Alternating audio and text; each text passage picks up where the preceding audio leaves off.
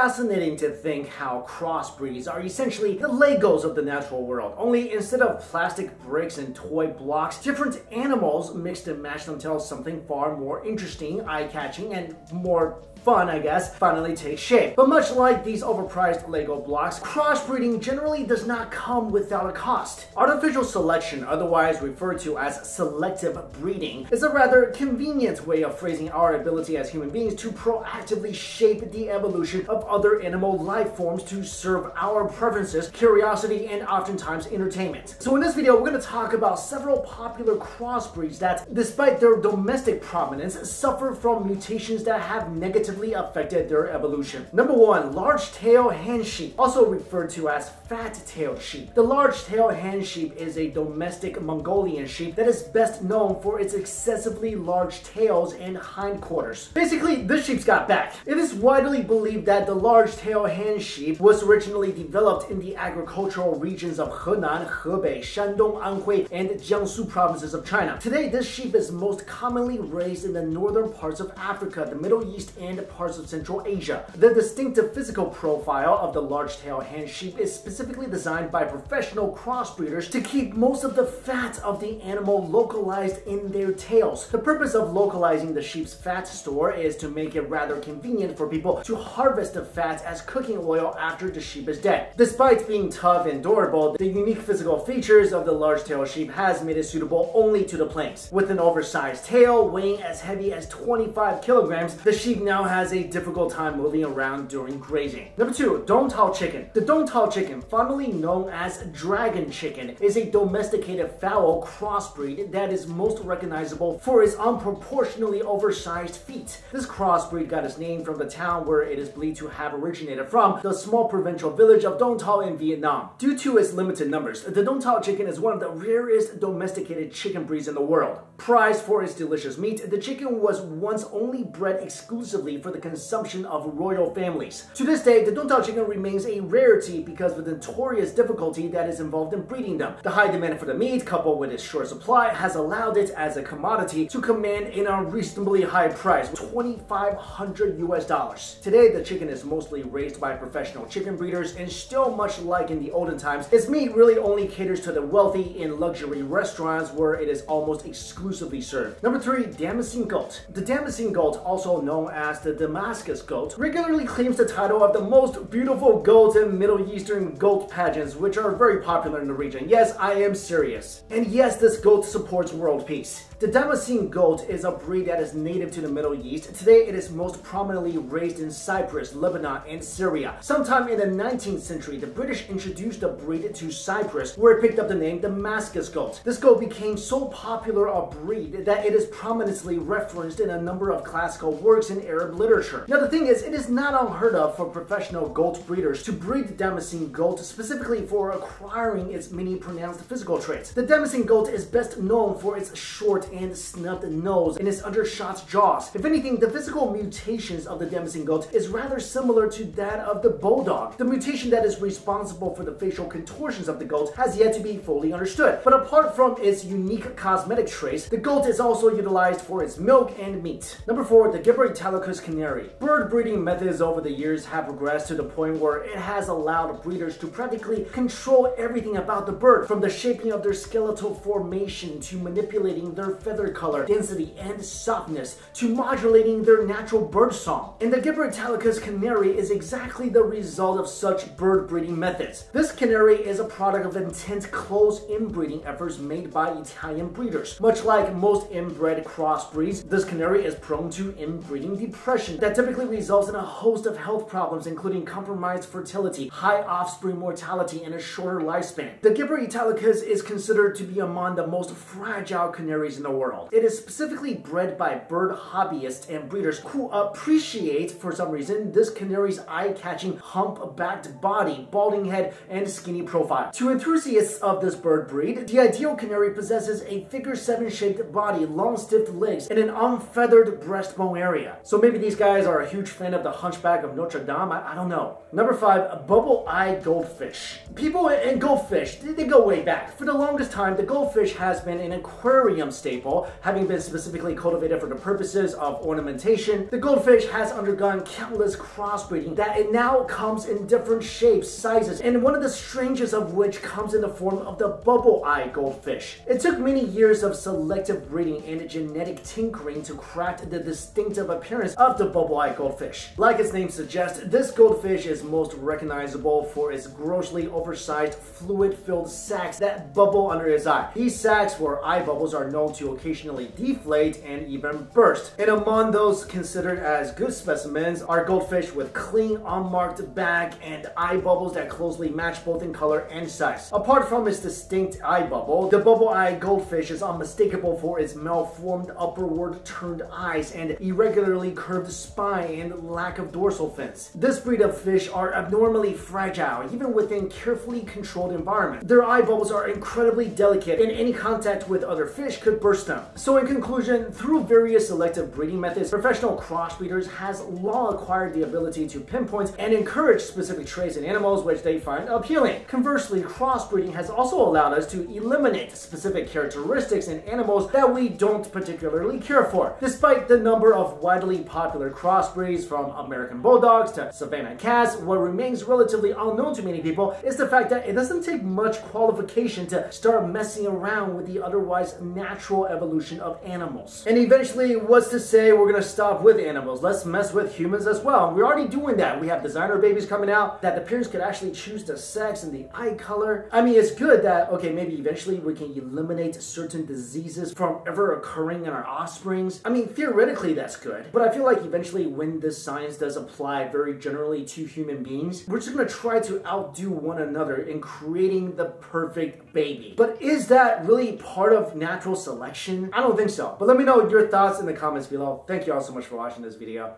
I'll see you later.